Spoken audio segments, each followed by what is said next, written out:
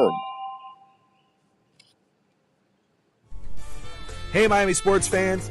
Stop by Canesware today at 2655 South University Drive in Davie, Florida, and check out their awesome merchandise selection of your favorite South Florida sports teams.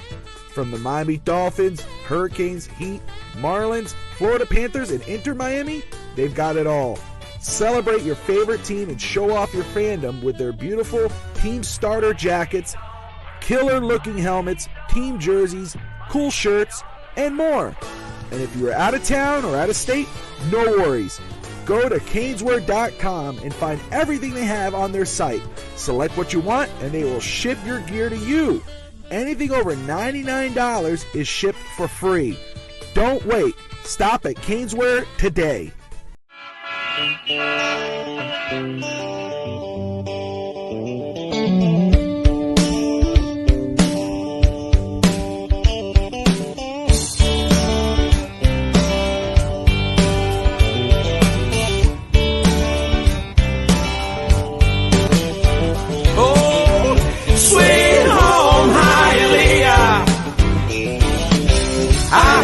Traffic, but I love you. Ahora de Cuba la Bella, del Palacio de los Jugos, los chicharrones.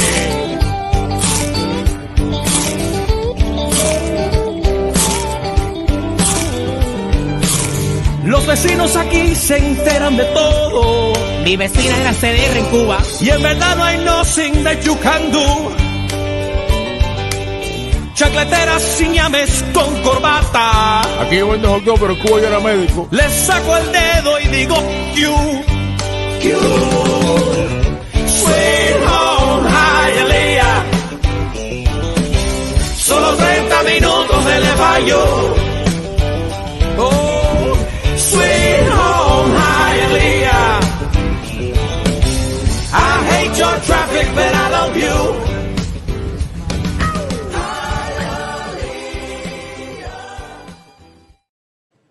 All right, hello everybody, and welcome. Whoa, no, hey, we're live. The hell are you doing? Freaking rude. Oh, I just got. I had. It's funny, man. I just asked my wife. From mosquito repellent, but I ran and I got it before. So I'm like, I got you. Don't worry about it. Thank you. Oh, okay, so. All right. Let's redo this. We'll start that back over. Hello everybody, and welcome to East 10th Street Boys, straight out of Hialeah on the Fitstock Sports Network. I'm Bobby Melendez, joined always by my brother, Alex Atienza. Alex, buenos dias. How are you, sir? What's up, bro? I was actually great until right now. I think I'm high off all this fucking mosquito repellent that I just put around me. So like I'm sitting like a sauna of mosquito repellent. I'm good, but I love you, man. How you been, bro? We haven't talked in a while. It's been a little bit. We were off last week, we got here, and it's been a little crazy. G in the house. G, what's up, girl? How you doing, Georgette? In the house. Appreciate you. Hello. That's right. Mrs. Tati's birthday tomorrow. The mother of the channel. Yes, it is. 35. And our wedding anniversary. 12 years married. Boom. Tatiana and me. Yes, I married her on her birthday because what a birthday the greatest present, gift I could give her, Georgette. Just remember to share happy anniversary and happy birthday. Happy anniversary first because it is more important. No, I'm just kidding. Anyway. Wow. Anyway. Interesting. I mean, technically, if she's not born, you can have a wedding anniversary. So, birthday. That's right. Interesting. Yeah. She had 2 cakes that day. It was great. It was good times. Good times. But anyway, it's early. But not too early. It's 10 Eastern, 9 Central. So early, an hour earlier for me, but that's okay. Probably going to go down to the pool later, enjoy the day, take the kids, have a good time. 2 cakes, yeah, because I never heard of that before, Georgette, with weddings. There was the group. My wedding was our wedding, me and Tati, was a lot smaller than most, more personable, I guess you would say, cheaper. The key word there. Absolutely. I'm sure Tati would say. But there's 2 cakes. There was the actual wedding cake, I guess, Alex. Which was really cool. We had a beach theme because we were supposed to get married on the beach, but it was raining that day. So we got married in the church community room across the street, my grandparents' church. and we had like a bunch of like real cool. I love the theme. The beach theme with stone. What's that? Seashells, and the cake was white with the teal look and all this. And then you had a groom cake. There was a groom cake. And that was like with a little tuxedo, I think, if I remember correctly. Yeah, it was. Yeah. And which, again, very cool. Mm-hmm. Thankful for what was done and all that. But again, I'm not a big fan of those kind of specialty cakes. Alex, is that the paste, or not the paste, but the icing is so thick. Yeah. Whatever it is, it's so damn thick because that's how they design everything. Yeah. So, but yes. So Tati got 2 cakes that day. They all celebrated her. And then she got the greatest gift of all. Boom. The third cake. Here. Boom. That's right. She got to open this gift. No, I'm just she's probably gonna get up soon. The hot tour. No, just which, by the way, the Dolphins have to take off with this. Just the fact that she says tour, you have to have a campaign. You need to have shirts. You need to do something fun with this. Like, I'm just waiting for it to happen. Well, a friend of the channel, who I was on the Dolphins 5K cancer challenge with, Big E. He said that he put a tweet out about his wife asking what hot tua is, and he was kind of confused. Like, what am I supposed? How am I supposed to say? Yeah, how do I lubricated before? I don't know. Well, yeah, I don't know what to say, but it was so funny because someone right after that wrote, because Big E is big, and obviously, pun intended, for the Dolphins community. So a Dolphins fan posted right after, he's like, because the hot Tua thing goes, listen, I don't really go on Twitter. I don't know what Tua is. What this hot Tua is. I'm so confused. Where's this for? It's like, it was so funny because it does hot Tua. I'm telling you, it fell right into our laps. Like, there has to be like the receiving corps. I want Tyreek Hill, Waddle, and Beckham just to like wear matching shirts about the hot Tua. I would love, how Peyton Manning used to say, Omaha. Like for an audible, I want Tua to say, hot Tua. Hot Tua. Spin on that thing. He's like, oh crap, here we go. Spin on that thing. That's trending. But anyway, we started off great, I think, actually. Amazing. I don't know what it is. The room is not hot right now. At least I don't think so. The fan is going. The air's down at 70. Okay. It's hot as heck outside. Just how Florida is. I mean, Nashville is right now. But every time I'm sitting in this chair, the temperature like raises up. I always get hot here for some reason. It could be the back screen, man, or like it's in. I always thought it was. I mean, because if I kind of open this, get a better draft. I don't know. Air draft, yeah. But open the other door too, so you have like a drift coming through and out. Well, the bathroom's hotter. The bathroom. It's terrible. The bathroom, it gets hot when it's hot and it gets cold when it's cold. Oh, because you know what? It's your body heat. That's Tati's way of calling me hot. But I have that's amazing. I have scorching. Natural body heat. It's scorching. Scorching hot. Remember, that bathroom, if it was in the garage, if they don't do proper insulation, it's going to get steaming all the time if it's hot outside. Yeah, dude, it's like that. It's hot as hell in there when it's like you got to be like, okay, time to go. You can't take hot showers. You got to take cold showers. It's like talk about Hialeah. That's one that oh God. It reminds me of growing up. Like okay, you have to like take a quick shower before you start to sweat, dry off or run out, go into your room because it's colder. But anyway, now we went back in time. Hot Tua. Oh, it's trending right now on Twitter. Has 139,000. That is awesome, bro. That is awesome. She's from. It said Nashville. I think that was in Nashville. Yeah, that was in Broadway. Crazy. Yeah, that's crazy. Yeah, it's on Broadway. I can't imagine how many people. Of course, there's guys all over Twitter saying, "I love her." Of course, she's a hero. She's funny. Hero. She's funny as hilarious, bro. I wouldn't be surprised if she gets a contract and everything else from whoever. But what's the weather there? Where? Here in my or? Well, I'm sure she's asked about Tennessee. Tennessee? Oh, okay. Ain't nobody give a shit about you. Man, always gotta be hating, bro. Well, it's 82 degrees right now, so it ain't bad in the morning. Over there? Yeah. Okay. Not bad. Still, though, I can't stand it. Makes me miss the winter. The winter and the fall. Soon. I know. Soon. I can't wait. I know. That's why I always laugh when these people complain, and then they don't go outside when it's hot. But anyway, They just stay inside no matter what. I hate the cold. I'm But gonna stay they always here. find a reason to go out in the cold. But when it's hot, it's like it's too hot today. I don't want to go outside. Like, Anyway, Celtics did it. They won the NBA championship, beating the Dallas Mavericks before going into, and then it was 18 championships now, so they tied the Lakers. No, they're above. Or 19. Huh? They're one above the Lakers. 19? No, 18. But the Lakers have Lakers 17. Are 17, I thought it was the other way around. Okay. Yeah. So 17 for the Lakers, 18. Mhm. Lakers aren't getting 18 in anytime soon, with or without LeBron. I'm just proclaiming now that. with the way that West is constructed. Not the way they're constructed. And when I laughed out loud when I read that they want JJ Redick to be the next Eric Spoelstra. There's a huge difference. I'm not hating on JJ Redick. Love his basketball analysis, his takes. Good player, blah blah blah. But he is similar to the Pat Riley coaching. Yeah, but he should have been in a, like at that point. It's like should have been a assistant coach first. You get hired, work on someone's staff, and then that's a different beast. Like Sam Cassell. Sam Cassell deserves more of an opportunity in my opinion. Sam Cassell, whatever. We all know who we're talking. But yes, Sam Cassell. Yes, most memed up championship. I'm getting there. But you see, even the JJ Redick hire, it was like Jason Kidd or Steve Nash when they got hired.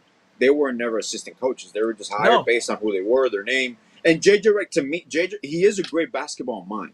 And the whole podcast with LeBron, he kind of sold the Lakers how he's going to center their offense around Anthony Davis and build the core. And which is how it should be, because LeBron is maybe 2 years into retirement, and that's it. So we'll see. Yeah, but if LeBron doesn't sign back there and goes somewhere else, it's going to be all for naught. My thing is with or without LeBron, that's a hard task because the Lakers have shown nothing in regards of actual true roster development. They're all about trying to get whoever they can get to plug with LeBron and try to win a championship. But they obviously cannot construct a roster. You hear about now after the passing of the great Jerry West that Genie Bus banned Jerry West out of the organization because of the Phil Jackson stuff. Blah, blah, blah. And then you realize, damn, that's kind of when the roster, especially after Phil, started truly falling apart. And they cannot really develop a team. Well, that's when Jerry went to the Warriors and he became a consultant for the Clippers. And he helped build those teams. That's right. So, look what they did. Yeah. Which just tell you how great Jerry West is, not only on the court, but on the office and everything else. We know how great he was. So the Lakers aren't getting there anytime soon. The Celtics, obviously, the way they're built, they have a chance, except for the most cringeworthy star. I don't know if and now they're all overhyping. I think I really do, but maybe you'll talk me out of that. But in Jason Tatum, I mean, my goodness, they win the championship. You can't say anything about it. They did it. No. I know people are going to say, "Oh, the injuries. Oh, it's the easiest path." It's like that every year. You got to take the opportunity to take advantage of those situations and win it. Any team would do that. And if you were to lose against any team that had a major injury, I'm sure you'd be blamed. You'd be looked at and all new. How can you not beat them? But they did it. Jaylen Brown showed up. He was he was torn down last season after losing to the Heat because he can't dribble left or whatever it was. Yeah, he can't go left. But this time he becomes the finals MVP. He put himself right on the kind of the same conversation as Jason Tatum. Less about the Boston Celtics winning a championship, more about Jason Tatum just being so damn cringeworthy afterwards. I mean, everything for a moment. It seems so unauthentic, in my opinion. Even the moment with his son as his hands are on his knees and son comes and he kind of looks at his son and he goes, "Oh, cameras are looking. I'll give you a hug." And then, you think of Kevin Garnett when Kevin Garnett was anything is possible. And this guy goes, Kevin Garnett went, Kevin Garnett, we did it. Anything is possible. Anything is possible. And this guy goes, we did it.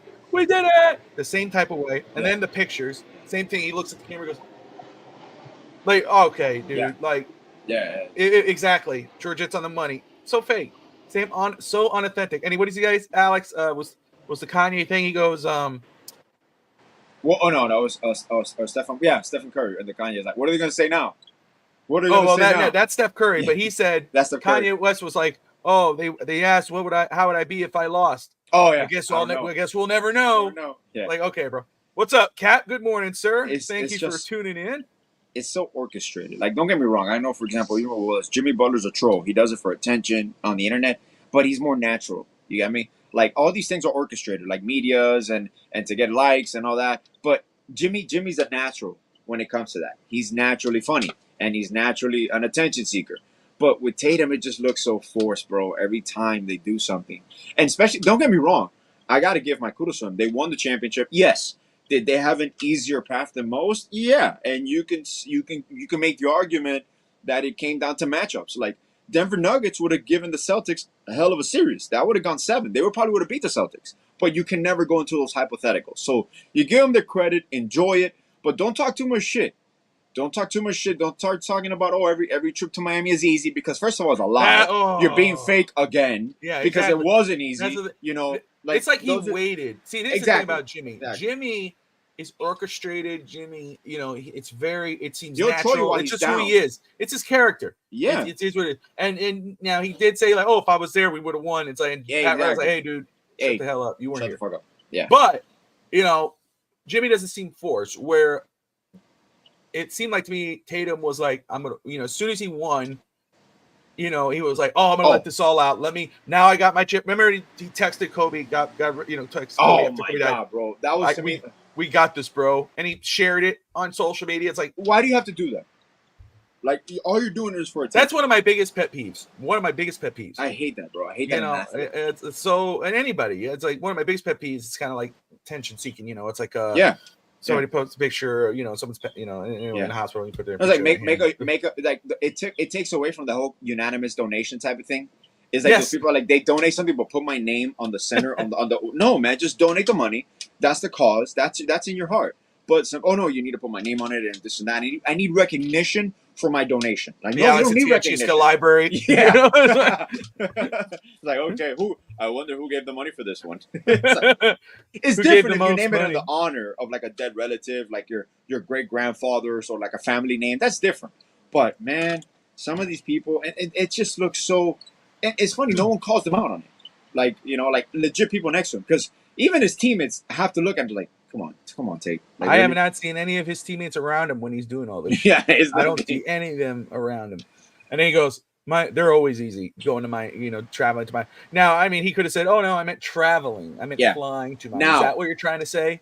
Because definitely ain't easy, bro. What I give to a credit, obviously, to Danny Ainge, and that's why when trades are done at the right time. Oh, they got and Brad Stevens. Remember, Brad Stevens is the flowers, dude. No. Remember, he traded Paul Pierce and Kevin Garnett for the picks that he drafted Tatum and Brown with. So this foundation, which is another thing that we talked about, roster construction, they drafted Brown how many years ago? 7 years ago, or like 6 years ago, and Tatum 8.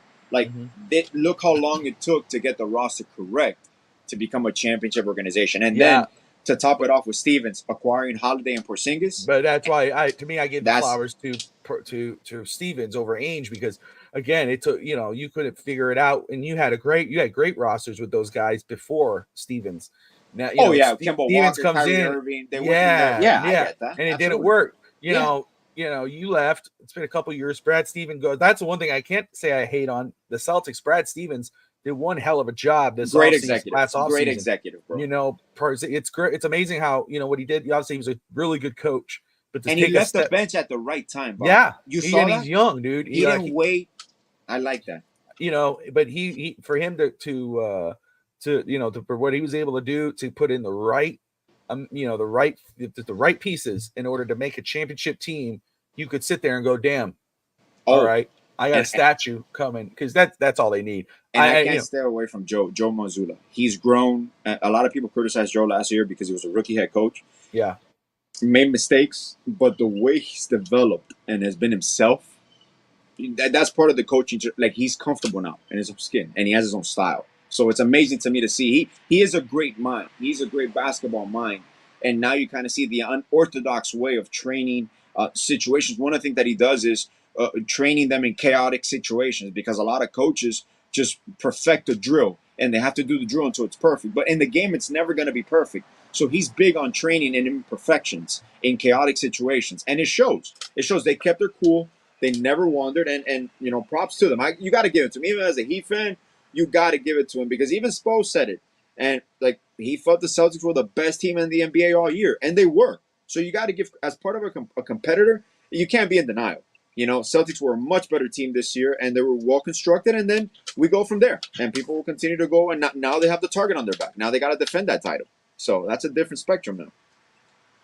Yeah, and First Take on ESPN had a topic about which team in the East challenges the Boston Celtics next year the most. I don't know what the other ones that were said, but I know that UD was on there, and he called them crazy. He said the biggest threat is the Miami Heat. They've been the biggest threat, and he's right. The disrespect has to stop. It has to stop.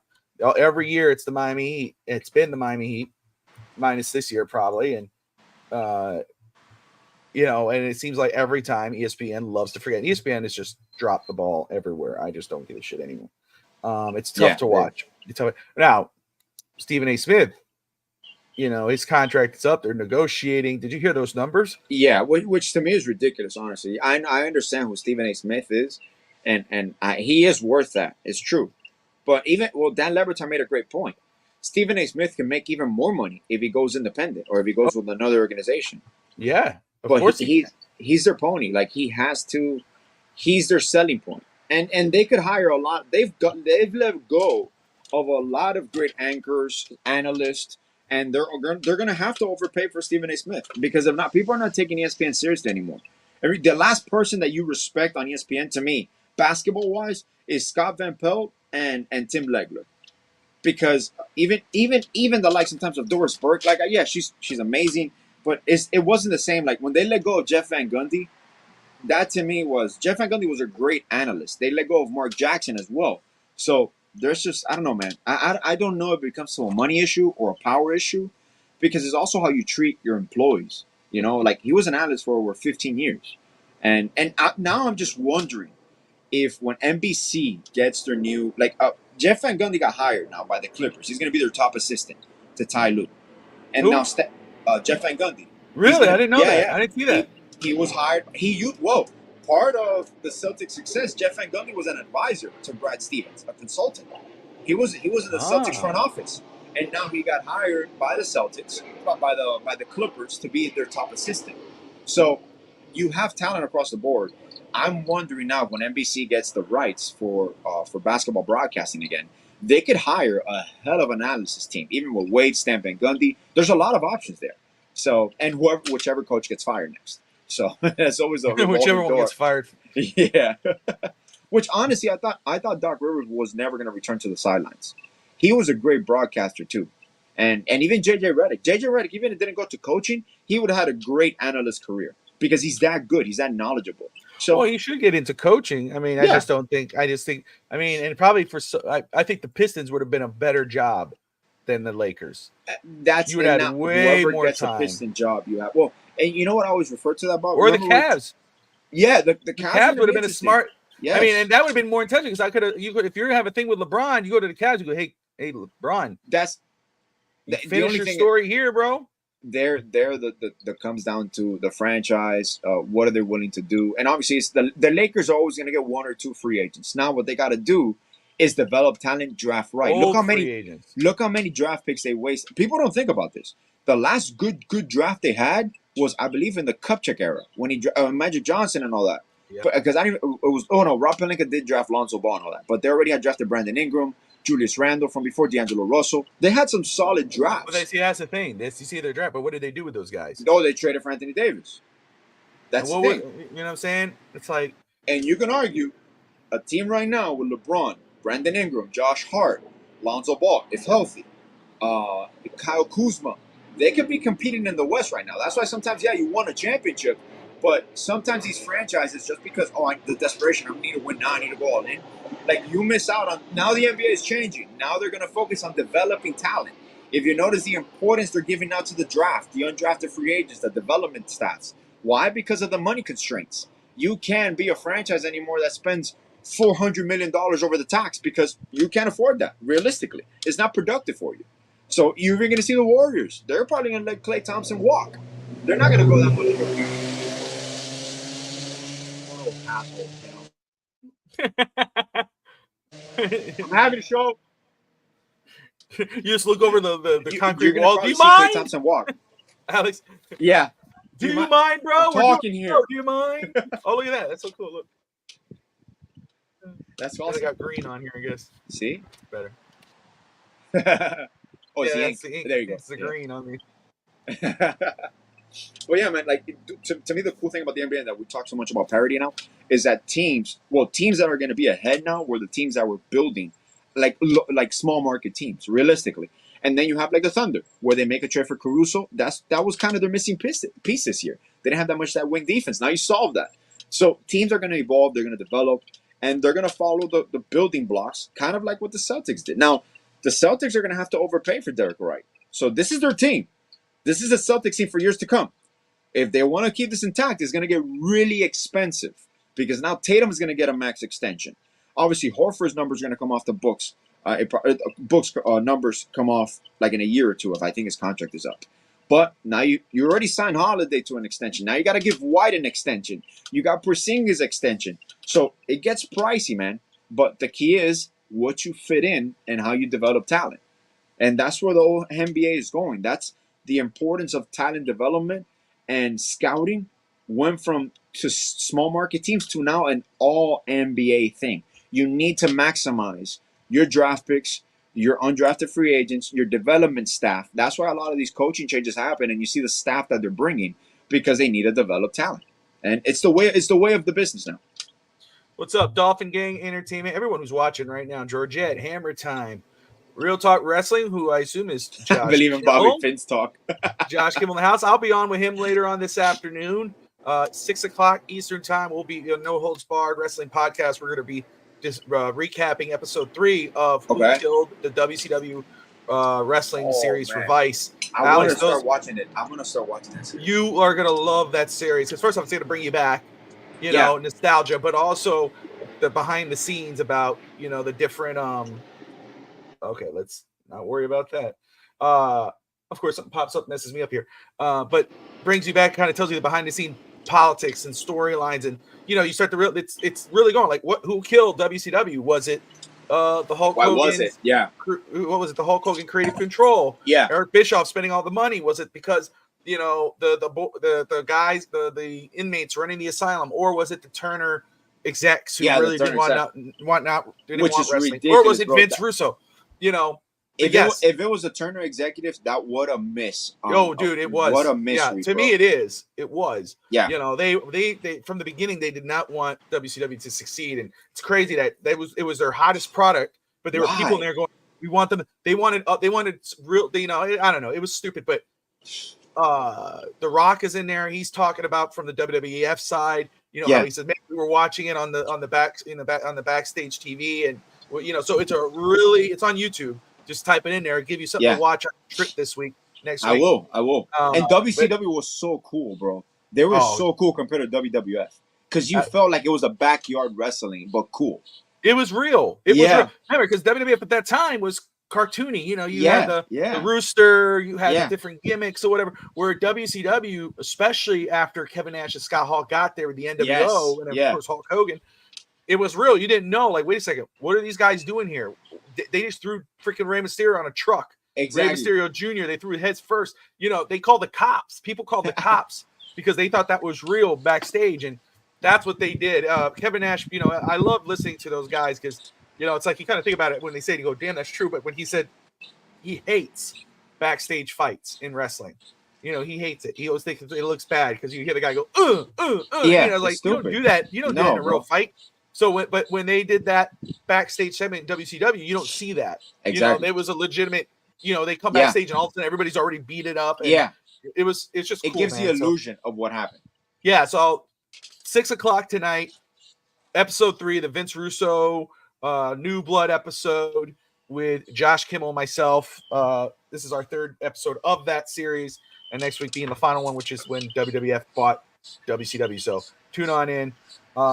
DG in the house, Cat for Life, Hammer Time, as I said, Georgette, Josh Kimmel, who had his high school reunion yesterday. Ooh. Now, what number? What number? He told me. 25th? because I have my 25th. right. What was it? My 20 year. 20th 20. 20 year. My Yeah. 20-year high school reunion will be next year.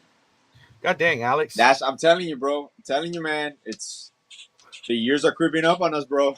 The years are Damn, creeping up on it's us, crazy. man. Isn't it sometimes where you feel like you're still like you're just like a couple years ago that you were like a kid, or that you were a Oh, teen, like you bro, go, man, it was like, oh, it's like yesterday, and you realize, holy crap, it wasn't yesterday, bro. my dad told me once you turn 15, and I remember vividly still.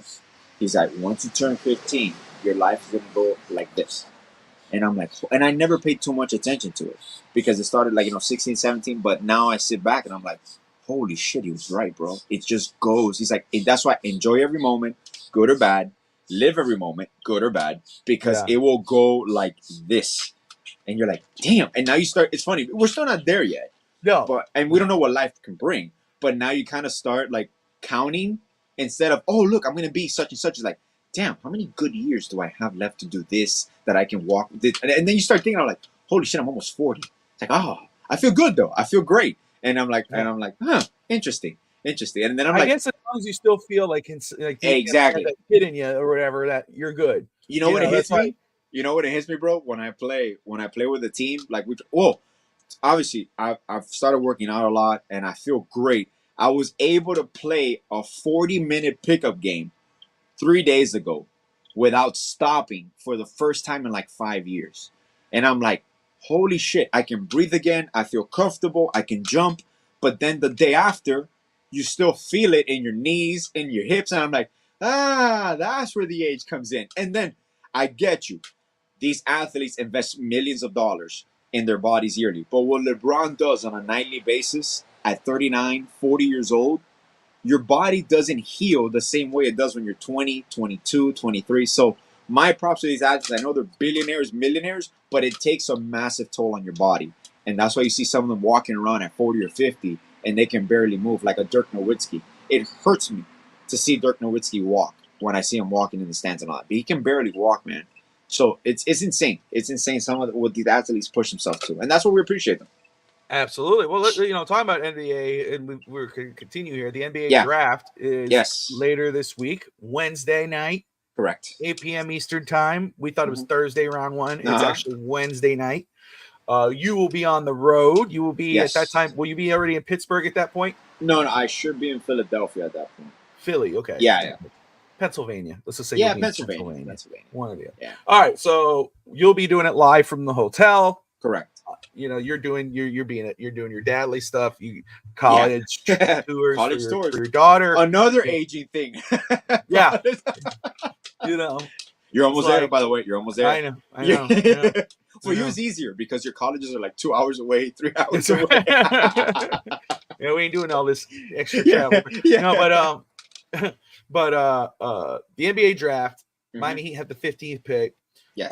We've talked about this draft a little bit in regards of the type of players Miami will need, which players could go first. It's really there is no guy on in the draft that I think is like you could say for sure he's the number one pick. He's going to be that guy. He's the guy that whoever has the number one pick. I don't have it in front of me right now. He's the guy. Atlanta. That's the guy who got to be picked. It's totally up to the team. The rumor is San Antonio might trade up to number one. They're looking at Alex Sarr out of France, pair him back with Victor Wembanyama. With Wemby. What a Franco, by the way. Right? DG, can Miami get Bronny? Yes, they can. Will they? If it would, I think it would be second round. I don't think Miami's going to take him with the 15th pick. He's not a first round pick. He's not a first round pick. I don't think he'll be a bad player. Or late. He could be a late first round pick. Yeah. Well, that's different. Really, late first round pick is I don't consider it a first round pick, even though legitimately it is. Yeah. When recent reports in regards of let's first say this. UD was taught Udonis Haslem, retired now, former captain. I still consider him the captain of the Miami Heat. Was talking to Stephen A. Smith, and Stephen A. Smith told UD that Miami Heat need a big man. He agreed with him. He proclaimed that he said, "I agree," and Bam agrees as well. Bam knows the center role is one he can play, but there's another role he could play as power forward, and that's his best version. Yes. End quote. Alex. Yes. Our friend Clutch. He never listened to me. He never wanted to hear that. No. You and I have been preaching this for years. Yes. Years. We've been saying this. I've been saying we need a bigger center. He needs to go to the 4. But the thing about Bam is to play any role, really. He's a point forward. I think, you can put him as a point forward. But I think his best role is as a 4. More spacing, etc. Yeah. To hear UD say that and to hear that Bam knows this as well. I'm sure Haslam is not saying this out of his ass, about this is, and I'm sure Bam probably went, yo, dude, what the, shut up, but he said it. So you think about the draft coming up, obviously I've been saying for a while, you think about if we lose Robinson or Hero or both, a guard, a 2 guard might come into play. The Heat have been looking at point guards. They've looked at a few players. Let me see. According to Hoops Hype's workout tracker, the Heat have invited Baylor center Ivy's Missy, G League Ignite forward Tyler Smith, California guard Jalen Tyson, French forward Pocoma Didiet, UCLA center Adam Bonia, Weber State forward Dylan Jones, Florida guard Zion Poland, and Southern Cal guard Boogie Ellis. So those are some of the names the Heat have met with. Is Trae Young a sexy name, guys? I'll let Alex answer that. What's up, Vito? People, Trae Young is still option 1B or 1C because I believe in the sequence of interest. Miami they'll kick the tires, obviously, with Donovan Mitchell until he re-signs with the Cavs with an extension or he requests a trade. And then there's the Paul George situation. Paul George, I talked about early in the offseason that I felt that was something that we can watch in the given case that Jimmy requested a trade or that we can pair him with Jimmy. When Jimmy was a free agent, the Clippers tried to get Jimmy because Kawhi Leonard wanted to play with Jimmy. So this is not something that we're making up or not. That is documented. Jimmy had options whether to go to Houston, whether to go to the Clippers. He had options. So I still see the Jimmy situation working out. If there's a Paul George opt-in, he's going to get traded. It's the same situation that James Harden was in the Sixers. If Paul George does not extend, he will opt in. That opt-in comes with a pre-request to be traded or a post-request to be traded. So that's going to be in the works. Then you're looking at combinations of you're moving Hero, you're moving Robinson. It could change who you're drafting, but I still don't think – this is one thing that I want to make clear because no matter what moves we make, I do believe the Miami Heat have their draft board 1 through 50, and they literally will draft this is who they value because their draft board could be different, kind of like when you talked about Bobby the Dolphins. What we value the most and what we consider the most valuable player is not what another organization does. So we have our big board 1 through 50 as the names come off. If I'm at 15 and the number 10 player on the board is available, even if I made a subsequent trade and I feel the need, I'm still going with the player that I value the most. That's the prototypical best player available. And I believe a lot of basketball teams are doing that now. Basketball teams are not drafting for needs as much unless you're a championship team, kind of like we did with Hyman. Because, Hyman was probably the best player on the board, but he was able to slide right into his role last year. Where a team that's going on talent alone, we might have taken Cam Whitmore because he has more potential. And even late in the season, he showed the potential that he has. When you do his per 36, his is off the bros. So that's the situation where you see what is the team going to do. Now, do you circle back with all these moves and you could trade for a Trae Young? I would not be upset. Trae Young is – people don't really focus on this. Who would you rather have, Trae Young or Paul George with this roster? If you could keep Jimmy and Bam. With this roster? Yeah.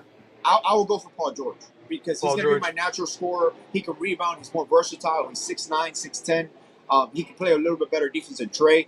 Trae Young you keep if obviously – even with Jimmy and Bam, Trae Young's a great passer. So he will be a monster pick and roll. He stretches the floor. He can shoot, but he has great court vision.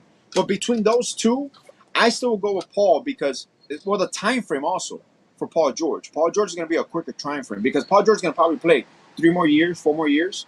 Now, Trey, you build. If we move Jimmy, I'm with a mindset of, okay, I'll get Trey if I can get Donovan or not, because this is a long-term move. Because Trey Young is only 25, so he's going to be the future there. So there's a 10-year difference between Paul, like an 8-year difference between Paul George and Trey. So it will kind of go which way the organization is going. Because also you're building post-Jimmy. You're going to win with Jimmy, and you want to win with Jimmy, but you're also focusing on once Jimmy retires, or I don't even think about Jimmy retiring. People don't think about this, but there's going to be a change in roles. Like, there's going to be a different offensive philosophy coming for the Heat.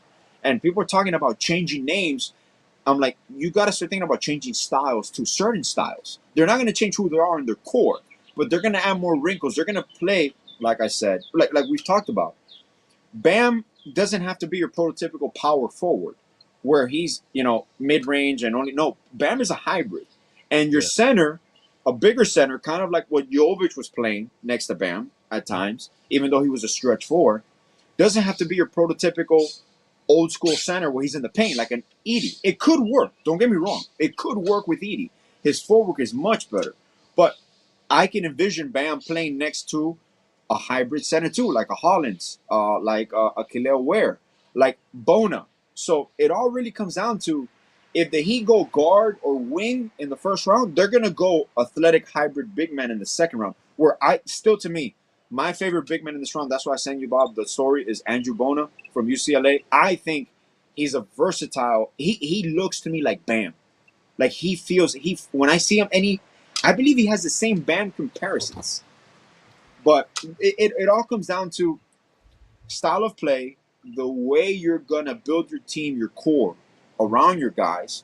And draft, you're still at 15. If you trade up, you're still going to go with best player available, no matter what. If it's a guard, you go with a guard. If that's who you have there, you make it work.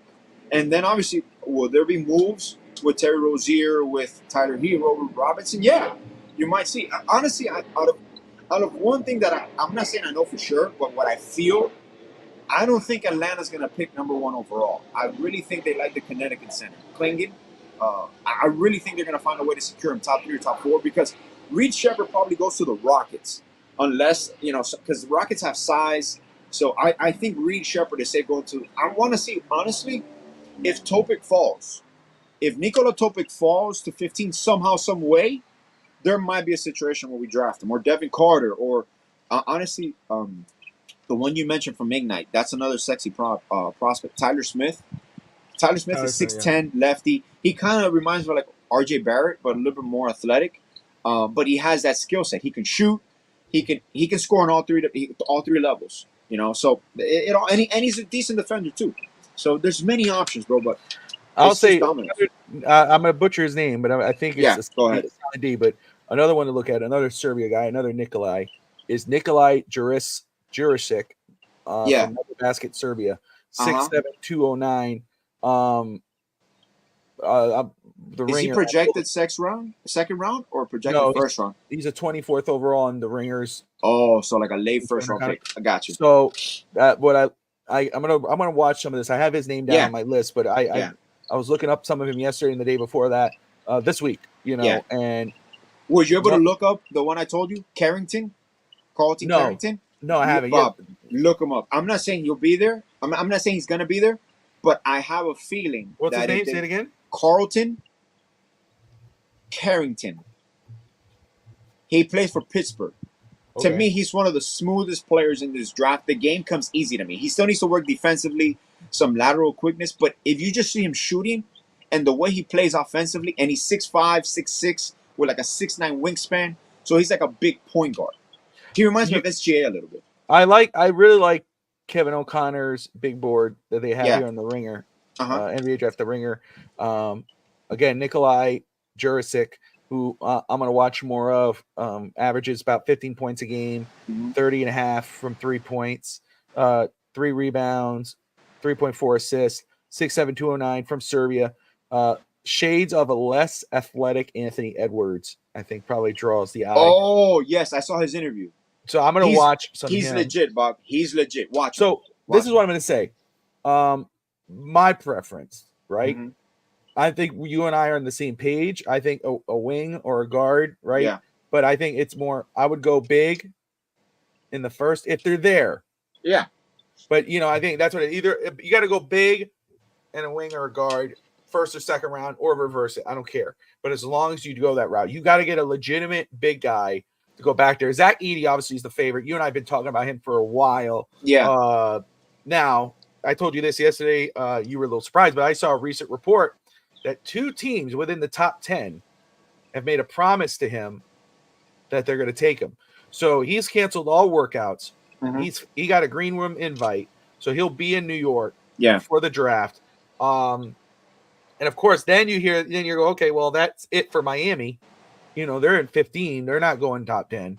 But then there's a rumor from Sam Amico of Hoop Wire that the Heat could be or are looking to, rumored to, trade up into the top 5 of the draft. Yeah. Now, in that scenario, a lot of names now become into play. And I'm going to read a couple names to you just to get your 2 points or your 2 cents. Yeah. So, I like Donovan Clingan. Talked about him. He's another one. He's a big 7'2", 282. I mean, Rudy Gobert, Marc Gasol. I'm reading off their shades of what he is just to throw it out there. I'm going to watch more of them. I've watched Donovan. I like him. Stephen Castle is projected number 1 on their board. This guy really intrigues me is Matas Bazelis from Ignite. Yeah. 6'9", 197. Yeah. I mean, and you got Reed Shepherd. And then finally, Reed Shepherd, point guard, right? He's a point guard, from Kentucky. And of course, your guy, Devin Carter. He rounds out the top 5. Mm-hmm. So I know how much you've been hyping up Devin Carter. You've been like, Bobby, this kid, he's from Doral. His dad, former player. Yeah. Let me see what they say about Devin Carter. Let me read that off very quick.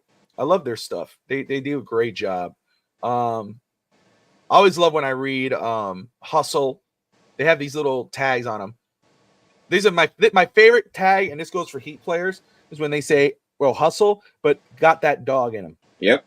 When they say he got that dog in him, that's something that screams Miami Heat. Yeah. Because we know Jaime Jaquez has the dog in him. Bam Adebayo, Jimmy Butler, Tyler Hero. Those guys are Heat guys, not just because they wear the uniform, because they had that dog in them. Mm-hmm. They say he's shades of Drew Holiday and Bruce Brown. Yeah. 6'2", 193. That's 6.5. 6 and 8 inches on a wingspan. Yeah. He's a guard. Mm-hmm. But anyway, and again, you lose Tyler Hero in a trade, whatever you may do there, or Duncan Robinson, you're going to want to try to grab one of these guys. But out of these top 5 guys, and I know you're a fan of Devin Carter, but with the top 5 names that I brought up, let's say you trade on the top 5. Let's say you're at 3. You've moved up somehow, some way. You traded Tyler, you traded Duncan, got you into the top 3. Let's say all those top 5 guys are available, Alex. Let's say Alex Sarr went number 1 and Edey went no. Let's say Salon from France went number 2. The guys I told you are still on the board. You're running the Miami Heat. Mm-hmm. You know the needs that you have. You know you need a big. You know that you got rid of Robinson, and you got rid of Hero. Yeah. I don't know if you would trade your 15th pick. In this scenario, let's say you still have it. What are you doing with the top 3 pick? I'm going best player available. So at that time, you're looking at who'd you say is off the board? Czar and Risher. Not Risher. Well, you could say Risher. But I was saying it was. So you got Reed Shepherd. Okay. So you got Reed Shepherd, Stephen Castle, Donovan Clingan. Okay. Bazelis from Ignite. Yeah. And Carter. For me, it would be between Clingan and Carter. But I can get Carter a little bit lower. I don't have to get him at 5. I mean, I still think San Antonio's a threat for Carter at 8 if they don't trade those picks. I know realistically Miami, if they get to the top 5, is to use it as an asset for the trade. But if I'm, you're in the top 3. You're making the pick. You're not trading. I'm top 3. Yeah, you traded up in the 3rd. You have the 3rd over pick, and those 5 guys are still on the board. Steven Castle's the number 1 player on their board. Okay, now I might go Steven Castle. They have him. Number 3. He's about 6'6", 210. Yep. He's 19-year-old. Got that dog in him. Hustle, on-ball defense. Out of all of them, to me, I'm between Castle and Carter. Because Klingon, I like his game, but I think I don't know if it'll translate as well in the NBA. But here's my thing. I go Steven Castle. Steven Castle. Okay, again. Yeah. Jumbo size guard, shades of Andre Iguodala. That screams Miami Heat. He'd fit right into the second round, or if that 15th pick, you still got it. It works. For me, Klingon, shot blocking, interior scoring, off-ball defense, rebounding, 7'2", 282. That's the size. I've been dreaming for in Miami Heat. What I mean? That's the size where I'm like, can you imagine Bam at the 4 and this guy right there?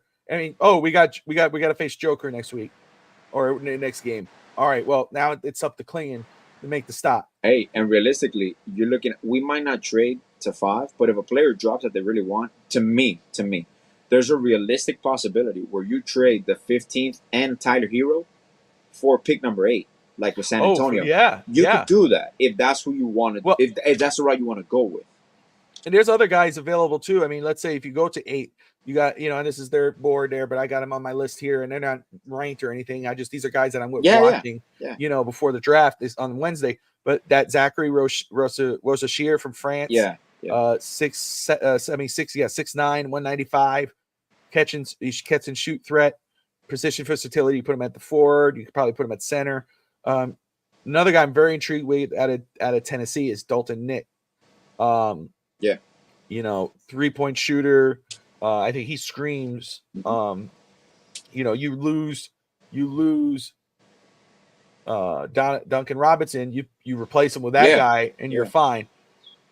It's going to be interesting to see because no matter what we're going to come out with size this draft, no matter what. Jared McCain is a guy Miami. Oh, the Duke guard. Yeah, Miami has met with him, or he's one of the best. Oh no, he's not. They haven't met with him. He is he's a favorite amongst mock drafters. If he drops. Yeah, with mock drafters for Miami. Then there's also Ron Holland. That dude's a legit 3-point shooter. Yeah. Jared McCain. Jared McCain is compared a lot to Tyrese Maxey. They have him here. This is there you go. For Kevin O'Connor, he says he shades between Steph and Seth Curry. Yeah. Sharpshooter with a savvy sense for playmaking. Yeah. Zach Edey's at 15. Massive center with skill set. We've all talked about him. Yeah. Highlight reel, interior scaring, post presence. 7'4" to almost 300 pounds. It's gonna be interesting. In that mock, where do they have Carrington at? It's not a mock. It's their big board. Just big board. Okay. But Carrington. Carrington. Is he in the 20s? Let me take a look. Hold on. Let me take. Okay. So Nikolai Topic is 11. Wait, Topic might fall. Man. And I honestly, Carrington. You're talking about Bud Carrington. Bud Carrington, yeah. Out of Pittsburgh. They have him at 17. At 17? 6'4", 195. 19 years old, about to big. They call him a big Lou Williams. Shades of big Lou Williams. Bucket getting guard with size who can catch fire any night. Pull up threat and playmaker. There was one guy. They got him at 17, so that's around the range. That's someone Miami might quote unquote reach for. Okay. Because another thing, people don't care. Miami doesn't care that people. They're reaching. If they value talent, look at Bam and Tyler. At the time they drafted Bam, they thought that the Miami Heat was reaching for a player, but they found something that they loved. And realistically, man, I'm gonna put it to you this way: even if we don't go with Clarington, Edey, whatever this big man, if we somehow get Bona, honestly, the first round pick, also to look at Hollins, I think Holmes, the center from Dayton. Where is he on the big board there, Bob? Rashawn Holmes or something like that from Dayton. He's a 6'10" center. Darren Holmes. 32. Dayton? Yeah, Dayton, yeah. He's at 32? Yeah, 6'9", 236. Shades of Jalen Smith. Holy shit. If he's at 32. I mean, we might get someone in the second round or trade up in the second round for. That's why I don't want to trade any of our picks. I really don't. I really don't. But anyway, we're going to talk more about it Wednesday night. Alex and I will be together. We'll be watching the draft live and reacting to the picks. And, of course, going. I think we both agree whether it's the first or second round, as long as Miami gets a guard or I'd say a wing, a guard, or a center with one of those two picks. Either of those two picks will be good. Yeah, draft big in all your spots. You got to draft big. That's where the NBA is going. Draft tall, draft wing, or draft athletic. That's where it goes. Yeah, for sure. Moving on, talking. Let's Florida Panthers. So they are doing their best impersonation of the Miami Heat from last season. Heat were up 3-0 against the Celtics in the Eastern Conference Finals before, it went to Game 7. They pull it out, they win it, go to the finals, and of course they lost it. But the difference is Panthers are in the final, and so they look like they're going to sweep them. I wanted them to sweep them in Edmonton, get it over with. They don't even do the gentleman sweep. Now they're going to Game 7. That will be played tomorrow night. Alex, how are you feeling, man? Do you think they could still do it? I'm not that optimistic. I think they can pull it off, but it's not to me that they've lost. It's how they've lost. They've gotten manhandled for 3 straight games. I know one of the games was close at the end, and obviously with empty net goals, it always looks inflated.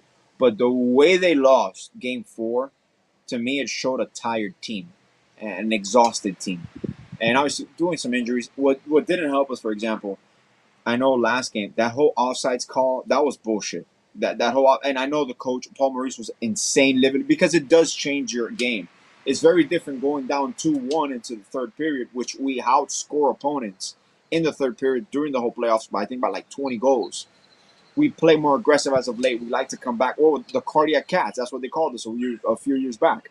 And we're still a very solid team. We're probably the most balanced team in the NHL, but the way Edmonton has taken these 3 games, it's on momentum alone. Obviously, talent. Connor McDavid has taken over. But on momentum alone, they've made some shifts in their lines.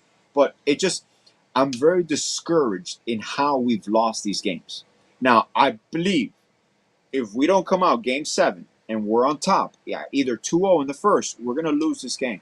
So I think we got to come out strong from the beginning. This is it. This is what you play for. And you can argue this is what the NHL wanted. You wanted to go Game 7. You need the revenue. And a lot of these leagues, these referees manage the games a little here and there to get it to a Game 7. So this is every athlete's dream. Are you in a horrible position because you're up 3-0 and about to lose a series at home? Yeah, but this is where competitors are made of. Win, lose, or draw. I mean, there's no draw. Win or lose. This is what you're made for, and this is what you get paid for, and this is the epitome of being a professional athlete. Because at this point, it is literally the last game of the season. You leave everything on the line. And may the best team win. Obviously, it's been a hell of a run. I think the Panthers are built for continuous success. It would suck if we can't close this out because of the fact that we're up 3-0 and we have 4 opportunities. But I feel that we can if we start strong. We cannot play the comeback cardiac cats. We have to strong start. We have to dominate this game to win. Yeah, no, absolutely. I agree. I know Evan was on Fin's Talk yesterday, popped in there and was talking about it a little bit, saying this could be the biggest choke job in NHL history. Then I think you hit the money because it's been done before where a team can come back and it looks like it's about to be the end, and then it's the team that's been leading wins it like the Heat did last year. But it's been the way they're losing. It's the way they're losing. It doesn't seem like the dominant team you're used to seeing in this playoff run or in the first 3 games of the final. Somehow, Bobrovsky, he can't do everything, but gosh, he's he can't stop it now. Yeah, that offsides was ridiculous. That was BS. I talked about it yesterday. They, referees in general, when it comes to baseball, hockey, football, basketball, there should be able to challenge calls, even when it's a challenge. When you go, man, come on, dude, let's leave this up to New York. Let's do this. Now, that's the crazy thing. It was a challenge. That's what I'm saying. Yeah, that was a challenge. How do you blow that? How do you let that go? Like, what's the point? Do you want it to go to a Game 7? Exactly. Is that what it is? It's more money. Make it less obvious, bro. Make it less obvious. Like, really? I don't doubt anyone whose confidence is shaken. I don't doubt anybody right now as a fan who says, this is it. It sucks. We're about to drop this. I want to hope that at home with the crowd behind them, You had 3 straight chances to close this out. You have one more chance. You have one more chance to win it. This is the Edmonton's first chance to win the championship to close it out. You've had 4. Yeah. You have to win 1 out of 4 now. Yeah. Yeah. But you made a great point there, because now the pressure is on both teams. That's right. Because Edmonton was playing pressureless at times for the last 3. Like, what did they have to lose? We got nothing to lose. Yeah. So that mindset now might, with a level playing field, it might be beneficial for the Panthers. So that's a great point. That really. Yeah. So Florida, I'm going to say, I still have faith. I'm going to tell you though, I am a little superstitious. Yeah. We were 3-0. My mother found a Panthers jersey in Florida, and I think Goodwill. It was Goodwill. Yeah. And brand new, stitched everything. It's 3X though. It's huge, but it's a hockey jersey. So who gives a shit? I can be comfortable. I can eat more. I can put a sweater under there, and during the winter, I'm good with it. Yeah. But I love it. I was like, oh, dude, mom sent it to. I paid for her to send it. She sent it. I have it. I'm so excited. It's the powder blue one, which I really like. The alternate one. Yes, I love that jersey. I want to get a real, like the legitimate, like the actual. Yeah. But I love the alternate. But anyway, ever since it came to the house, they've lost 3 straight. So I told Tati, burn it to the ground, bro. It starts eating at me. I told Tati, I said, I'm gonna have it hanging outside in Game 7. I'm not gonna let it come in the house in Game 7. I'm gonna let it hang outside. It'll be out in the back patio. I'm gonna hang it up. If we win, burn it, bro. Burn the jersey. I'm not burning shit. I'm gonna wear it. I'll give you the money. I'll give you the money. I promise. I'll buy you another one. I'll buy you another one. Yeah. But it is hanging outside. It's going outside for Game 7. It's right here next to me now. Remember it. Talk about the heat very quick. I just saw this while you were talking earlier, and I had to raise it up because I'd love to get your insight on this. Go ahead. Fire away. So we know how hot it is in Florida. It's hot everywhere, wherever, especially in Tennessee as well. Thermostat recommendations. Have you seen this? Oh, yeah. Joe Shad. Where to raise your temperature while you're out of the house. So when you're at home. Like 82. When you're at home. Yeah, when you're at home, it's supposed to be at 78 degrees. Right. When you're away from home, you set it 85 degrees. Alex, when you're sleeping, 82 degrees. No. In what world would anybody do this? Well, while you're sleeping, it'll be at 78, but still. You know where you could do that? Arizona. When the temperature outside is 120, you can put your home at 78, and it's going to feel cool, super cool. And your AC is not going to work continuously and go and break on you in the middle of the summer. Now, realistically, my home, my parents live with us. They're here during the day. I leave the house during the day, 74, 75, reasonable temperature because it's getting to 95 degrees. It's 74 degrees usually. That's the temperature set. When I come home, do I drop it down to 72? Exactly. Cool running air because I have the automatic one. So as the day goes on, it's a little Kenmore, but I programmed this to the 7 days. So around 5 or 6, it goes to 72. Then by 8 or 9, it's already at 71. And then by time, like 10 or 11, it's at 70. And we sleep at 70. Yeah, see that that's how I am. I drop it down to 70 before bed. I always turn it on to 70. Sleep at 78, bro. That's insane. What world? Conserve energy. How about you lower the cost? How about that? Just do that. Because I don't know how. This is to me, and I know I'm not going to get into politics or anything at all. No. But to me, what sucks is how we're going through a situation, and then all of a sudden, all these companies are making record profits. Yep. You can make profits, but don't make record profits off my ass. Why are you raising my water bill? I don't know how it is over there, Bob, but over here in Miami, my water bill is insane. And it's not about the usage. I don't have my glasses, but I just talked about that yesterday. I don't have it on there anymore. Yeah. But yeah, I just saw it yesterday. I was asking about it myself. I don't think it's there though, because I've heard over 300 down there. Where? In Florida. I pay. The problem is where I'm at. I pay every 3 months. Water. Okay. So my last bill was $445, like $460 for the 3 months. So it averages out to $180 a month. But for example, in Hialeah, 1 month you pay for garbage, 1 month you pay for water. But you see, it's across the board, and they can't justify it. It's like I'm using the same amount of water. I don't have Bob. You got for like 2 weeks. I was going insane trying to find a leak in my house, like looking at every single option. And I'm like, oh my god, bro, do I have an underground leak? Because those you start wondering, Oh, yeah, my that's the God. first thing Tati said. She goes, "I think our toilet is leaking, or Yeah. something." Yeah. And it's like you start to think, wait, what are other things going on? We Well, run the exactly. roster a lot, Because and then the number one thing, if you want to see, when you go outside and you go to your water meter, if you shut everything off and the little triangle is moving in the water meter, then you have a leak. But if you have everything shut off and that's not moving or anything, there's no leak there. So look at a month. Yeah. But does that include garbage like waste disposal, or it's just water? Do we pay for garbage disposal, Tat? It's in the water bill. So you pay $200 monthly, and that includes garbage and water. That is insane, man. Yeah. It's been Shit. crazy, dude. It keeps going up, but it is what it is. It's life we live. It's the life we live. I'm not bathing anymore. Yeah, I know. Yes. Hawk two of that shit. I ain't Yeah. bathe. Do a spit on that thing. Yeah. Like a cat. Like that girl, that she sold it, man. She is. And you know what sold it, bro? Crazy how things just become laugh trendy at the like end. The laugh at the end, because it was so natural for her. Those are the girls that are cool that you wanted to hit trending. Not this fake superficial girls with BBLs. Like, that girl is funny right there. Natural girl, and just says it straight up. Like, she's a country girl. She's a straight up country girl. The used to say any TV shows you're watching lately? Shows? Your Honor. Your Honor on Netflix. Have you watched it, Bob? I saw a clip of it. I haven't watched it yet. Oh my God, Bobby! I just finished Young Sheldon. Okay, you finished it?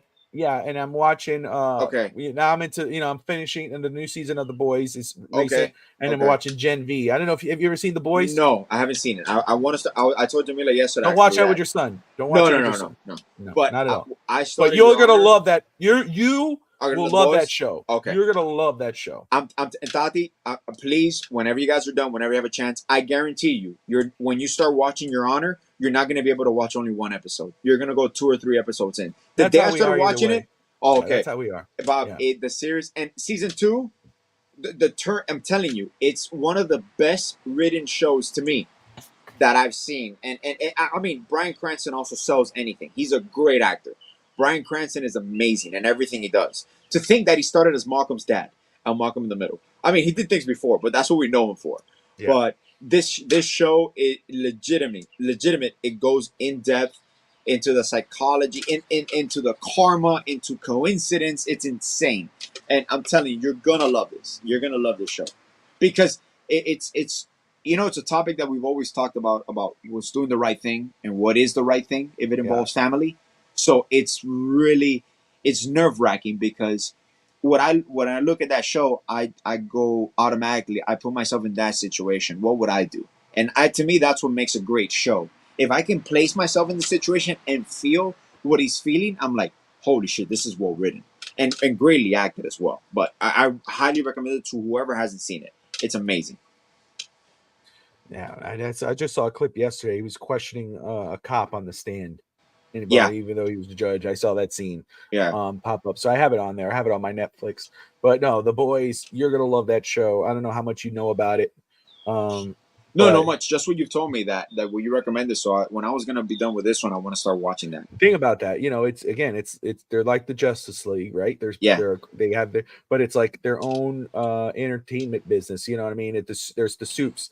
You have regular people like us, and then you have other people who have these weird superpowers. Whatever. Homelander's like Superman. I mean, he flies. He's super strength. Gotcha. Can't kill him with bullets. He has laser eyes, but he's an evil, sadistic. Yeah.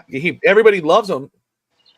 And I'll tell you afterwards a little more about it. But anyway, it's just, the bots can get gross. Yeah, there's pieces in that they get gross. You kind of whoa, but the bots. It's stuff, I think she's trying to say the bots. The robots? I don't know what she's trying to say there. Oh, the boys. I got you. I'm like, holy shit, they have robots too? No, man, but she's saying because there's some, they tear people to shreds, and you got to know where you go. Whoa, what the you're gonna see. Like the first episode will excessive. Get you hooked. It'll get you hooked. It's 4 seasons in, and then they have a new show that came out that's like a spinoff of this, which is Gen V, which shows the younger soups younger people with powers at their university, and Okay. you kind of figure them out. Okay, cool. And there's a show on Netflix right now called, I think it's called, Uh-huh. it's a reality show. I'm trying to remember the name now. I think it's called, I don't think it's the Golden Ticket. It's a guy who owns an auction company. You would like it. And The collectors? the collectors, right? Golden collectors? Yes, the collectible. Yeah, The something like collectible. that. The Anyway, King of Collectibles or something like yes, that. yes. Yeah. King of Collectibles. I've been hooked on that show. I've been loving that show. Oh, I want to see that. Have you watched it at all? No, I haven't watched it. Dude, Harrison's into that stuff right now.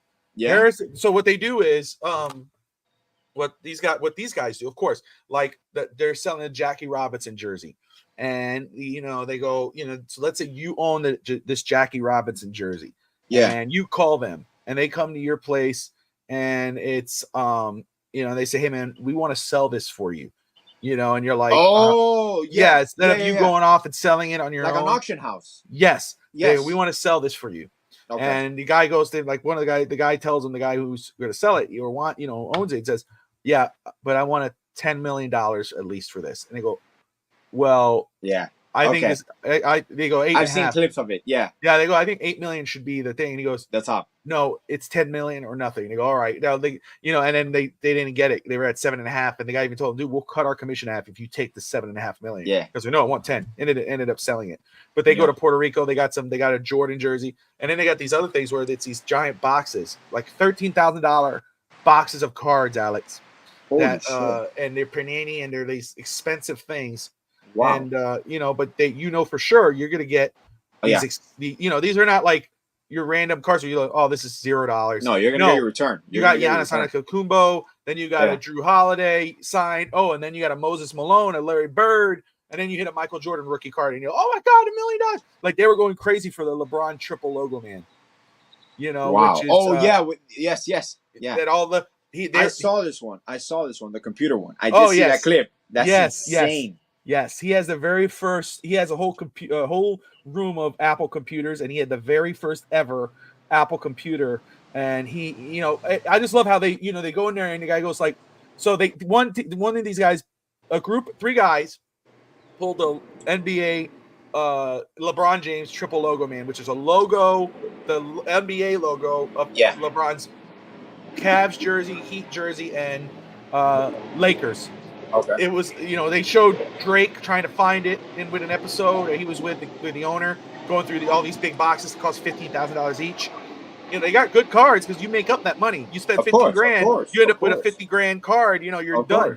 But anyway, it showed Drake going nuts for it, and I'm sure Drake's the one who got it eventually. But they didn't reveal that. But anyway, eventually these three guys found it that were separate from the auction house.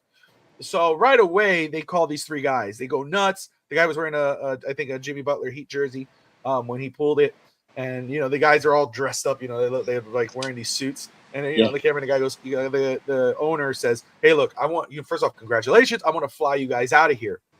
I want you to fly you guys out here to New Jersey, and let's talk business." So he gets them out there.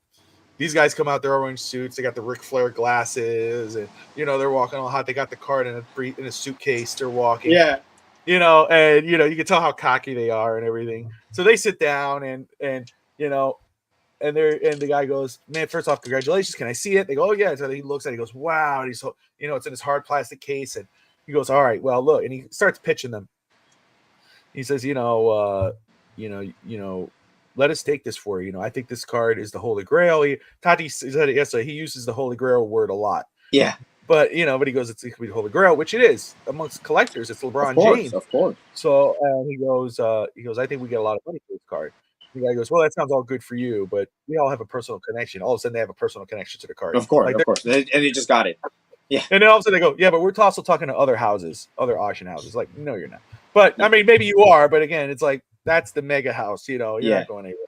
But anyway, the guy goes, well, I'm going to tell you right now, you're not leaving here without a deal. I'm just going to tell you that. And they go, okay, can we talk? And so they leave the room. They talk. They come back in. The guy goes, and he's just sitting there at his table. He's looks like a real nice guy. The one who runs it. But they go, what are you willing to do for us? What's your offer? And he goes, I'm willing to give you guys $1 million right now. I'll give you guys $1 million. You let me auction that card. And all of a sudden you see him kind of go, Like all of their eyes go boom. There, $1 million right now without selling it. Yeah, Go, no profit. You can keep the money. Keep the money. Well, I'll make it back after we do the auction. Like I'll make it back once it goes over. Yeah. He goes. They go. So they cut scene. Like they don't even show him say yes. Cuts the next scene. And you're just like this. They go. They shows him just standing at the front door going, yeah. So we said yeah to that deal. So he took $1 million. They ended up getting 2.5, I think, or something like that. I think it was that 2.5 is insane, bro. for that card. But it's a fun show, dude. Tati's into it too. I just threw it on for background noise. That's sometimes what I do is I'll like while I'm cleaning or doing something, I'll put on a show or a movie that I've never seen or I want to see. Jamila does that. Jamila does it a lot. Like just and then you get hooked. Noise. Yeah, and then you get hooked. And you're like, whoa, wait a second. But it's a movie like you'll never sit down and watch alone. Like you're but if like you put on his background noise, all of a sudden then you get hooked. That's what this show is. Bro, has that happened to you? Like I'm scrolling sometimes through movies or like shows and I'm like, 10 years I would have been interested in, but now like I legit don't even give a shit about what this is about. No.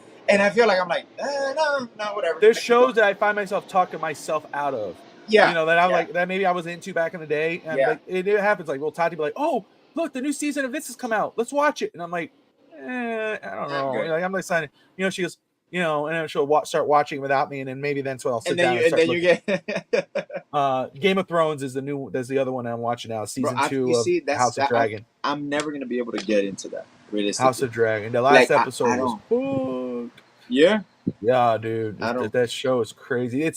This one is not like Game of Thrones continued. It's Game of Thrones. That show's ended, and it's called House of Dragons, which is like a spin-off, which is 100 years. I don't know how many years, 300 years before the actual show. He never watches shows I like. I usually end up giving into shows he likes because the shows I like are good. There's shows that she'll start watching that she's like, I want to try this show, and she'll start watching it and she'll just quit on it because it sucks. There's a lot of shows she likes to watch that sucks. It sucks.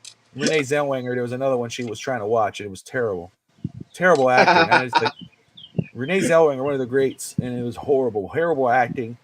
I don't like. Oh my god! You know what movie I started watching and I just stopped? The Mel Gibson one, the one that he's a radio host. I saw that one. I didn't have seen it, but I saw that it was on there. It was such bad production in the beginning. Yeah, and I'm like, what the fuck? I mean, did you see it through? Was it a good movie or? Oh no, I said I saw that it's on there. I haven't looked at it. I know which one you're talking about. Oh my god, bro! The production is horrible in the beginning. I'm like, oh my god, this is some cheap ass film, bro. And it's like I just got turned off by it. It's crazy when you see like those mega stars, and I know people talk about what he did and whatever, but that's come on, but like that's crazy that someone like that does a movie like that. Like this. That's ridiculous, bro. It's not. Ridiculous. Come on, dude. Top of Mel Gibson, Kevin Spacey's trying to come back. Now that you said that, I saw Kevin Spacey's been making rounds. Yeah, he's trying to make his comeback. I saw someone on Twitter recently was hanging out with him, which was kind of funny. Yeah, and he was a great actor. He's a great actor. House of Cards was legit, man. Amazing. You saw House of Cards? Yeah, that was a great show, man. Yeah, see, Tati goes no, and then she goes, yeah, that one was bad. Yeah, that was bad. The thing about Pam, there's a few of them. It's like hard. Like I don't understand. What's that show about the chef? Oh, Top Chef?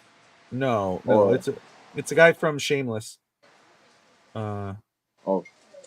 Tati, what's that show about the chef? The Bear. Oh.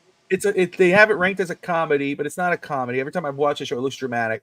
He's a great actor. I want to watch Iron Claw, which is a story. What? But I know. The Bear's amazing. As you're talking about it. Yeah. No. That's awesome. Listen, they have great actors. They had one episode. There was one scene in that show that I ended up seeing on a TikTok that I was like, "Whoa, this hooked." But then I watch it. I see Tati watch the show. It's so slow. It dragged out. It's supposed to be. It's not even funny. I'm like, the actors are great. I'm not taking anything away from the actors. Yeah. I just don't get it. I just don't get it. It's just not your type of show. It's not your type of show, dude. It's like But I want to watch the Von Erich story, which is Iron Claw. That's on HBO. The Von Erichs were a wrestling family, but they won. I think they won Academy Awards. I think Zac Efron is in it. That is yes. They've heard it's a great movie. Yeah. But I'm gonna watch that. But I know the actors are great, so I'm not saying. So I'm sure there's some good parts. But every time I sit down and watch, or I've seen that my wife watching that, oh god, dude, I just want to take Xanax and go to sleep, or do something. I say kill myself. That's horrible, Alex. Sorry, my apologies. Yeah. But wedding anniversaries before we close it out. Yes. So you just celebrated yours. Said 11 years, 11, 10. Well, we celebrated our real anniversary, which is 6/19. Oh. That's what we always wanted to get married. That's what Jamila wanted to get married in the summer. We got legally married October 19th, but we always celebrate 6/19 as our actual anniversary, per se. Oh, okay. So it's ideal, 6/19. So it's kind of a cool date. It's a special day. A lot of things have happened 6/19. So it's not really your anniversary? It's not our official wedding anniversary. It's our getting together anniversary. We've been together since 6/19, 2011.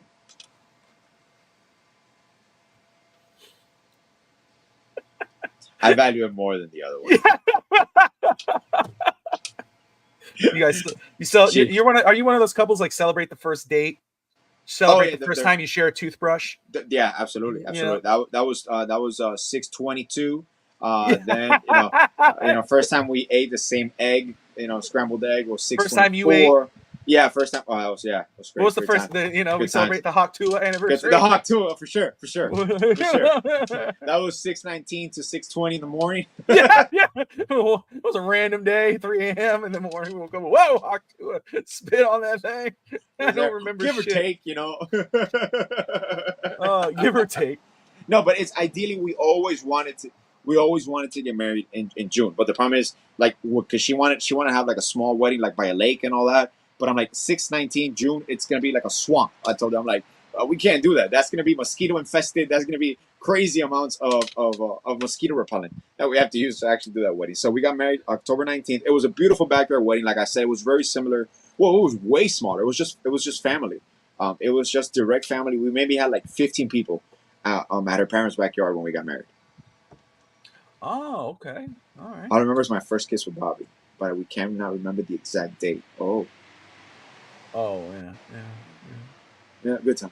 Yeah, that's it. Yeah, all that other stuff is just out there. But anyway, my wedding anniversary is tomorrow. Like I said, 12 years. Whoop, whoop. Yeah, 12 years. It's crazy how fast time goes, man. And that kind of tells you too. You think about what we talked about earlier, how you go, man. Just yesterday I was, causing trouble in Miami or doing this or doing that or playing ball or whatever. And now you got 3 kids, bro. Damn, no, it wasn't yesterday, dude. I've been married with Tati for 12 years. I've been with Tati for 15, I think. Yeah. Audrey's 12. It's like, no, it's been, and then, you just said 20 years is next year on the high school reunion. Yeah. That's crazy. You want the headphones? Here. Anyway. Probably gotta listen to one of her podcasts. She listens to a podcast all day. Oh, I found my AirPods. Sorry. Yeah. I found the AirPods. But I gotta admit, have you seen the little strings, like the little AirPod strings just floating around? You want the AirPods? Here. Yeah, you want these? Yeah. Those are my headphones. She has earpods, but she always loses them. But I found them this morning by her feet while she was sleeping, and I put it on the side of the bed. But I don't know how they end up. Yeah, I don't know how does that happen. Tati loses everything. It's the craziest thing. Every day she tells me, "Find my phone." I have to hit find my phone on my phone in order to find her phone. It's every. And she goes, "Where's my earpods?" I don't know. Have you checked your shoes? But, that's why I was getting nervous when she takes my car. I can't find my keys, and she's like, "Oh, they're in my purse." Well, where's your purse? Yeah. Look for it. I'm like, what? Anyway, though. Good time. It's about the hour. Yeah, so Alex and I, this won't be the last time you see us this week. We'll be back Wednesday night, which is usually what we usually used to do, which was East 10th Street Boys on Wednesday night, Goon Squad and whatnot, which eventually that will come back, something of the sort. But East 10th Street Boys usually was on Wednesday night, but we've been doing it on Sundays, and I actually enjoy doing them on Sundays. I like early day show. But you'll catch us again Wednesday night this week for the NBA draft round 1. Round 2, we'll see. Yes or no, we don't know yet. We'll see. Depends on, especially if round 1 was great and we know round 2 is going to be something big with Miami. I'm sure we're going to hop on maybe around that Miami pick to react to it rather than the whole draft. Round 1, we're going to stick through her. Yeah. Round 1 through the end, we'll watch. Round 2 might be right after Miami's pick. Boom. I'm trying to play around with it. We'll see. That's fine. But, Alex, you're traveling to. When are you flying out? Well, I'm flying out Wednesday morning at 6. We're going to be in Philadelphia, and then we're going to go to visit some northern cities there. We're doing some college touring that my wife was able to schedule. But obviously, being it's so close to 4th of July weekend, it's the celebrations. A lot of universities shut down, so we were able to pick some dates and maneuver around that and kind of build, visit Ohio, kind of driving down as we go because we're gonna drive back home. We're gonna fly out, but then we're gonna. Oh, you're driving back home? Yeah, I'm driving back home. Damn. Okay. Yeah. Okay. So that way we wouldn't stop ourselves from what we want to do. So I'll get a car rented, drive, Michigan, Ohio, and make my way down with a family and try to visit some key spots. Yeah, because I tell them like, look, hopefully we can go back, but some of these situations, if you're only like an hour away, you never know if you're going to be able to go back to that spot. Yeah. And if it's something you really wanted to do, let's take advantage. Let's look at it. What the kids want to do. Of course, man. Of course. Yeah. So, like I told you, Hershey, Pennsylvania. If you're in that area, definitely stop. You'll smell it. Open the windows. You'll be smelling the chocolate as you're driving through. That's one thing I remember when I drove up from Florida to New York, to upstate New York with my mother and Ralph and Tabitha to visit my great grandmother Endicott. I think it was on the way back. We stopped in Hershey, Pennsylvania. And you see the chocolate river. It's like I want to do a road trip, but Bobby's hip wouldn't be able to handle it. She always throws it on me. But you could honestly. To me, my back. What I do is I just have like a little back support when you're driving because my legs go numb at times. So I stop every 3 hours, every 4 hours. It's getting. I could drive. Yeah, I could drive. My hip will start to get uncomfortable after a while. It's getting out of the car. You'll notice. Gotcha. You're right, and you'll see me kind of like. Which I just have to. You're in walk a stationary. Exactly, because you're in a stationary. People who don't so know, long. I want to drive. Well, there's Indianapolis. The Dolphins play there this year. I'm thinking about doing that. Going to Indy. It's like a 5-hour drive. It's not bad. It's not bad at all. I don't know about driving to DC. Maybe I want to fly to DC. I would like to go to DC. I do want to go to Washington, DC. I'd like to see Ford's Theater. I would like to see the White House. I'd like to see all those things, eventually. I'd love to do that. But anyway, we'll be back Wednesday. I'm back later this afternoon on the FTSN. We got No Holds Barred. Again, the Wrestling Podcast, Josh Kimmel will be reviewing episode 3 of Who Killed WCW. Alex, again, you can find all 3 of those episodes on YouTube right now. We'll do. You'll enjoy it. Trust me. But until then, guys, we appreciate you. Alex, any final words? No, man. I'm just excited for the draft. Excited for the offseason. I was excited for our family trip. But I'll see you guys on Wednesday. And it should be fun. There will be some dominoes that will fall that night. I expect. I'm not going to say heavy transaction day, but there will be some surprising moves that we didn't expect. Absolutely. All right, guys. Thank you all for watching. We'll see you Wednesday night. Later.